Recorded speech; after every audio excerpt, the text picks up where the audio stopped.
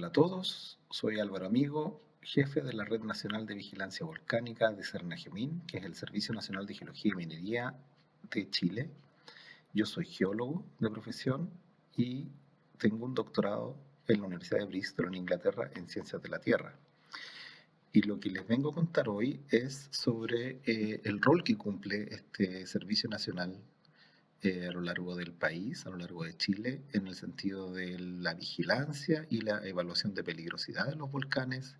su relación con protección civil y con las comunidades. Entonces, lo primero que habría que preguntarse es cuántos volcanes hay en el país, ya que vamos a tomar la perspectiva chilena para hacer esta exposición, dónde están y cómo se clasifican. Y bueno, como ustedes probablemente ya han visto en otras ponencias, nosotros nos encontramos en el margen activo de Sudamérica, donde se desarrolla el volcanismo andino, ¿verdad? Caracterizado por esta zona volcánica norte, acá en el límite de Colombia con Ecuador, luego la zona volcánica central, en el sur de Perú, Bolivia, el noroeste argentino, norte de Chile, la zona volcánica sur, desde la latitud aproximadamente de Santiago acá, que es la capital de Chile, con muchos volcanes limítrofes con Argentina, desplazándose hasta la región de Aysén, donde se produce un encuentro de tres placas tectónicas que definen la zona volcánica sur, y hacia el sur de eso, en la región de Magallanes, esto ya en Patagonia, la zona volcánica austral. Además de todos estos volcanes a lo largo de la cadena andina, también en la región existen otro tipo de manifestaciones volcánicas, como el volcanismo intraoceánico. Buenos ejemplos de ellos son las Islas Galápagos acá en Ecuador, o Isla de Pascua más hacia el oeste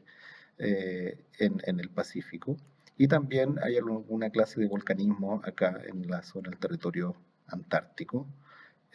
producido por la separación de placas tectónicas, que se denomina en términos geológicos zonas de extensión de rift. En el caso chileno eh, se, se define un número de 92 volcanes geológicamente activos, y aquí viene la primera definición que habría que tomar en cuenta, que tiene relación con qué es lo que es geológicamente activo. Y para nosotros, los geólogos, esta definición viene dada por los últimos 10.000 años. Es decir, si un volcán ha presentado alguna clase de actividad en los últimos 10.000 años, entonces se considera como un volcán geológicamente activo, es decir, que se podría reactivar en el futuro. En el caso chileno, un 5% del territorio nacional está en área de influencia directa de los efectos del volcanismo, un 35% podría recibir caída de ceniza volcánica, y desde el siglo XVI se han reportado más de 400 eventos eruptivos en el país. Cuando uno hace un análisis según latitud, esto es desde el extremo norte de Chile, el límite con Perú, cerca de los 17, 18 grados sur, hasta la región de Magallanes, esto ya es 55 grados sur, podría de alguna manera identificarse cuántos volcanes han estado activos en los últimos 200 años. Y luego la primera sorpresa con la que nos encontramos es que muchos de estos volcanes, muchos de estos eventos volcánicos han sido reportados, pero pocos han sido confirmados, ¿ya? Hay de alguna manera una tendencia a identificar erupciones volcánicas cuando hay algún fenómeno meteorológico, cuando hay nubes sospechosas en los volcanes, cuando hay actividad de tormentas eléctricas, por ejemplo. Y por lo tanto, lo que hemos hecho en estos últimos años es poder extraer y de alguna manera identificar aquellos eventos volcánicos que tienen más confianza de haber ocurrido realmente. Entonces nos encontramos con este esquema que es bastante decidor, en el sentido de que el norte de Chile, si bien presenta volcanes activos y en un gran número, son relativamente pocas las erupciones volcánicas confirmadas. Aquí, por ejemplo, se puede ver un volcán, particularmente el volcán Lascar en el norte de Chile, con una cantidad importante de actividad. Pero llama inmediatamente la atención la cantidad de actividad volcánica en la zona central de Chile, que es donde se concentra además la mayor población, entre Santiago y aproximadamente la latitud de Puerto Montt, que es donde está el Valle Central. Es aquí donde tenemos la mayor cantidad de volcanes, ¿ya? Luego tenemos algunos volcanes en la zona más austral, en campo de hielo, etcétera, y por supuesto la isla Decepción, ya estoy ya en territorio antártico, que ha sido tremendamente activa, si bien su última actividad fue en los años 60. Los impactos de las erupciones volcánicas, ¿por qué el Estado de Chile quisiera sí, realizar vigilancia a los volcanes y evaluar sus peligros? Es porque, como hemos visto en otras ponencias, los volcanes producen procesos que son eventualmente peligrosos para la población, para la infraestructura, para el desarrollo de un país. Y este esquema, por supuesto que lo hemos visto ya en reiteradas ocasiones, pero es un esquema simplificado que nos indica que el ascenso del magma a superficie produce entonces actividad volcánica cuando ésta sale efectivamente a superficie, ya sea a través de flujos de lava, que es lo que uno está quizás más acostumbrado a ver en películas y cosas así, roca incandescente que baja a alta velocidad, pero también puede salir de una manera más bien explosiva, y esto es generando ceniza y flujos de cenizas calientes, eh, que son bastante comunes en los Andes. Entonces, eh, usualmente en una actividad explosiva, que es la que produce los mayores efectos en el entorno de los volcanes, tenemos columnas eruptivas que se generan, se desarrollan sobre el volcán y que son dispersadas según el viento predominante durante la erupción, y produce una caída de ceniza en lugares muy alejados a veces de los volcanes que no están acostumbrados a los fenómenos volcánicos. Sin embargo, uno de los procesos más complejos desde el punto de vista de la evaluación de peligrosidad son estos flujos piroclásticos, también oleadas piroclásticas que tienen que ver con estos flujos de alta temperatura y alta velocidad muy destructivos que bajan por los flancos del volcán asociados a la actividad explosiva. Además de eso, la interacción de un magma, que esto es roca fundida, ¿verdad?, a muy alta temperatura, que puede interactuar con casquetes de hielo que son comunes en los volcanes andinos, puede producir la fusión repentina de estos casquetes de hielo, transformando esta agua sólida en agua líquida, generando aluviones volcánicos, también denominados lahares. Son de los procesos más destructivos y por lo tanto los que concentran la evaluación de peligrosidad. Es crucial identificar dónde estos procesos han ocurrido en el pasado para poder determinar dónde podrían ocurrir en el futuro. Y les estoy mostrando acá imágenes de la erupción del volcán Calbuco en el año 2015 en el sur de Chile, donde se produjo tres de los fenómenos que conversamos, en particular la caída de ceniza, de material piroclástico en términos técnicos, desde una columna eruptiva mucho más intensa que esta, que como pueden ver en algunos lugares produjo el colapso de algunos techos, de los techos sobre todo los más débiles, colapsaron bajo el peso de esta caída de ceniza. Este es el sector de Ensenada, en la región de los lagos, pero también produjo estos aluviones volcánicos, que aquí destruyó una instalación de una piscicultura donde estaba en el fondo, en el valle de uno de los ríos que drenan del volcán, destruyéndola completamente. Y se puede ver cómo quedó totalmente inutilizada y el impacto o la dimensión de este aluvión. Además de ello, también se produjeron estos temidos flujos piroclásticos, que son estas cenizas y gases calientes que bajan de los volcanes. Aquí pueden ver de escala un vehículo y por supuesto todo el bosque que está aquí aguas arriba de este punto se carbonizó. Bueno, pasando al monitoreo de los volcanes, lo que ocurre es que en Chile, dada la actividad volcánica intensa de la década de los 80 y 90, por ejemplo, el volcán Lonquimay en la región de la Araucanía, con la formación de este cono de piroclástico, actividad stromboliana, que comenzó su actividad el día de Navidad de 1988, por eso denominado Cono Navidad, o una gran erupción en la región de Aysén en el volcán Hudson, que produjo un severo impacto en el sur de Chile y en el sur de Argentina. Incluso sus cenizas llegaron en una proporción importante hasta la costa atlántica. Eh, o también la erupción del volcán Lascar en el altiplano chileno, cerca del límite con Argentina, en 1993, de alguna manera movió a las autoridades chilenas y sobre todo al mundo técnico-científico, a geólogos que en ese momento se desempeñaban en Senajemín, para crear un observatorio volcanológico en los Andes del Sur, es decir, en el sur de Chile, y este fue finalmente creado en 1996. Pero como fue un esfuerzo más bien interno, se comenzó de manera bastante modesta, con algunos pocos volcanes monitoreados y con un presupuesto bastante reducido. Hasta que ocurrió en mayo del 2008 el sorpresivo despertar del volcán Chaitén. Este fue una erupción muy traumática por diversas razones, que ocurrió en una zona de muy difícil acceso, de complejidad, de poca conectividad, digamos, en el sur de Chile, asociado además a un pueblo que es bastante importante para la Patagonia chilena, ya que es la puerta de entrada de la Patagonia chilena,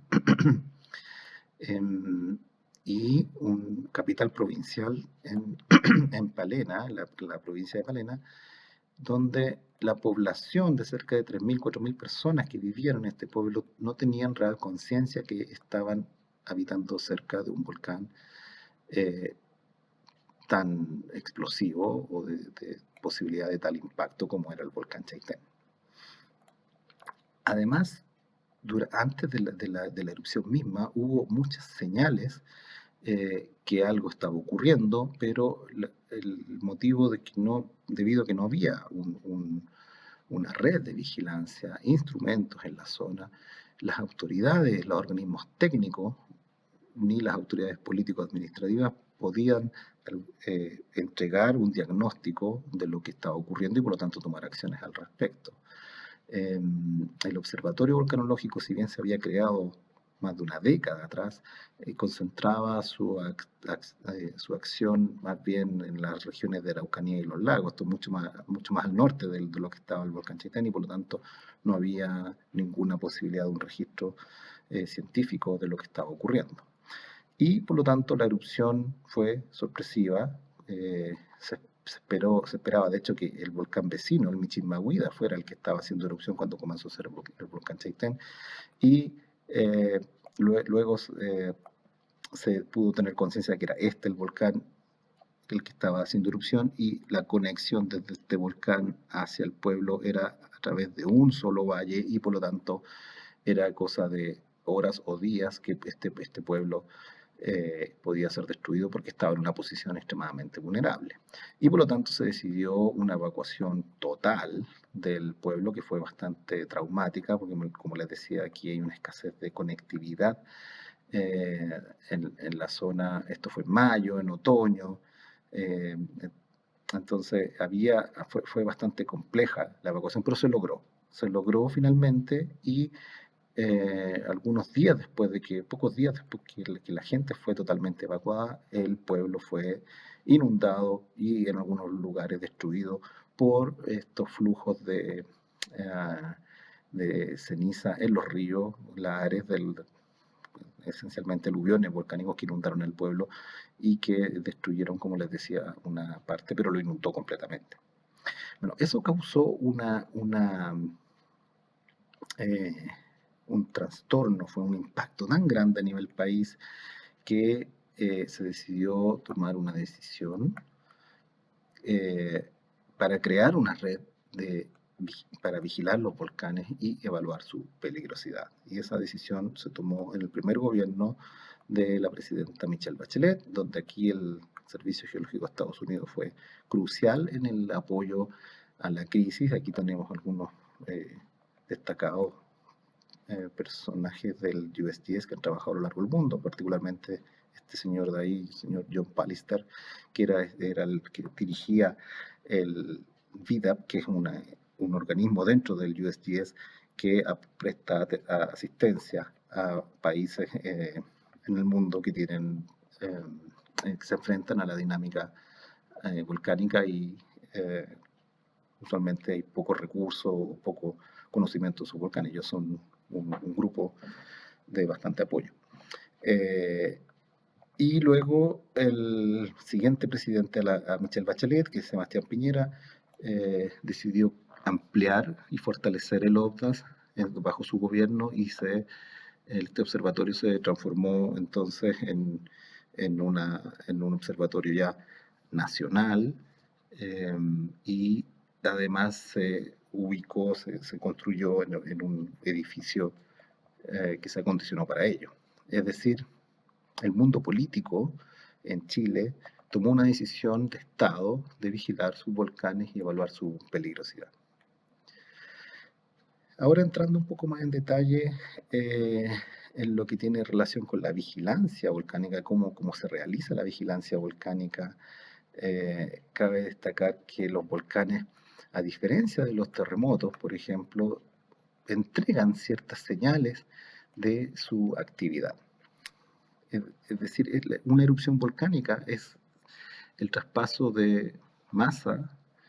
y de energía desde zonas profundas de la corteza hacia la superficie y por lo tanto en ese viaje, en ese transporte de esta masa y de esta energía se altera el entorno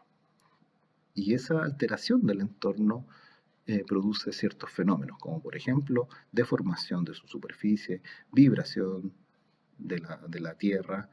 emisión de gases de cierta composición, aumento de las temperaturas superficiales, los cráteres, etcétera, etcétera. Entonces, si nosotros somos capaces de recoger esa información con sensores, podemos interpretar lo que está ocurriendo al interior del volcán. Y en eso consiste una red instrumental y es clave la palabra acá multiparamétrica porque como les resumía, hay distintos fenómenos que están ocurriendo durante el ascenso de este cuerpo y por lo tanto es clave entender desde distintas aristas lo que está ocurriendo. Para ello entonces se instalan estaciones de vigilancia en los volcanes que tienen que garantizar su funcionamiento de manera autónoma en invierno, verano, es clave mantener el registro continuo de la actividad y por lo tanto esto requiere desafíos o esfuerzos desde el punto de vista de la ingeniería para mantener estos equipos funcionando y de las telecomunicaciones. Bueno, una vez definido que vamos a monitorear, vamos a vigilar los volcanes y vamos a evaluar sus peligros, la pregunta obvia es, bueno, ¿dónde vamos a poner nuestros esfuerzos? Como les decía, en el caso de Chile existen casi 100 volcanes activos a lo largo de su territorio nacional. Por lo tanto, se requiere realizar una priorización y para eso se ha elaborado un ranking de riesgo específico que considera a los volcanes activos, como les decía, que tienen actividad geológica los últimos 11.700 años en el Holoceno, y luego se evalúa su peligro y se evalúa su exposición. Y esa combinación de ambas cosas es lo que nos da el riesgo específico. ¿Ya? ¿En qué consiste el peligro de un volcán? Es más bien lo que el volcán puede hacer por sí solo y para esto se considera su historia, tanto geológica, los miles de años, como su historia registrada, por así decirlo, que son en el mejor de los casos, algunos siglos, y se evalúan el tipo de volcán que es, sus erupciones, qué tipo de erupciones ha tenido, qué tan explosivo ha sido con tanta frecuencia, su recurrencia, si ha emitido lava, flujos piroclásticos, lahares, etc. Luego se evalúan los factores de exposición, que ahora tiene que ver con el entorno en que el volcán está situado, es decir, cuánta población, por ejemplo, se ubica o vive en zonas definidas de alguna clase de peligrosidad, qué población está expuesta a recibir caída de ceniza, si hay infraestructura de turismo, si han ocurrido evacuaciones o víctimas fatales, cómo es el tráfico aéreo en torno al volcán, la infraestructura que rodea al volcán, si hay infraestructura de transporte, eléctrica, por ejemplo, centrales hidroeléctricas, etcétera, etcétera. Bueno, todo eso combinado nos entrega una noción de qué impacto podría tener una erupción volcánica, ¿ya? Y ahora, si vemos este esquema de erupciones volcánicas en los últimos 200 años, y ahora no ordenado por latitud, sino que más bien ordenado por